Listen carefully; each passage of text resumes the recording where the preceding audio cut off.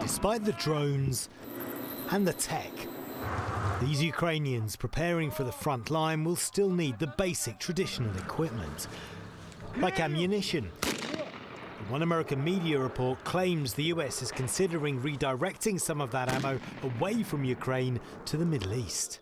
We do that all the time. You know, we have tremendous amounts of ammunition. We have them in other countries, like in Germany and all over Europe. We have, you know, we're packed.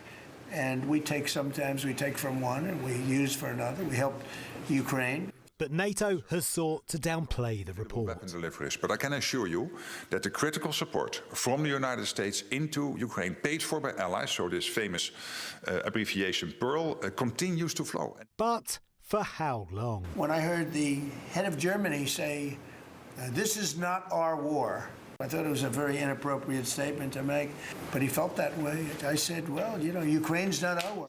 That's not exactly how the Europeans see it, with G7 foreign ministers meeting form a monastery outside Paris. Russia is also supporting Iran now with the drones so that they can attack neighboring countries and also US military bases. So these wars are very much interlinked.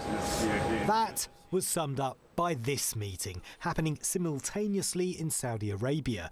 The Ukrainians teaching the Gulf states about drone warfare, but still with time to dial into a European leaders' meeting about Russia's shadow fleet. Its tankers and shadow fleet must not feel safe in European waters.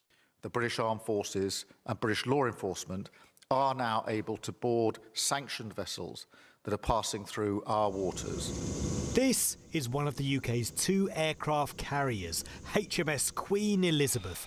And while President Trump loved Her Majesty, he's far from impressed with the vessel she's named after. The UK say that we'll send our aircraft carriers, which aren't the best aircraft carriers, by the way.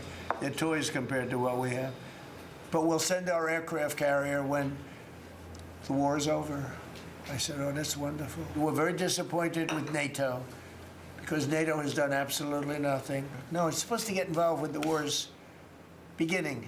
The US Secretary of State is due to meet his G7 counterparts on Friday, with Germany's foreign minister saying he's confident they'll find a common position. The United States is constantly being asked to help on a war that's happening in another continent, in Ukraine, but when the US had a need, he didn't get proper positive responses. One would assume that's more out of hope than expectation.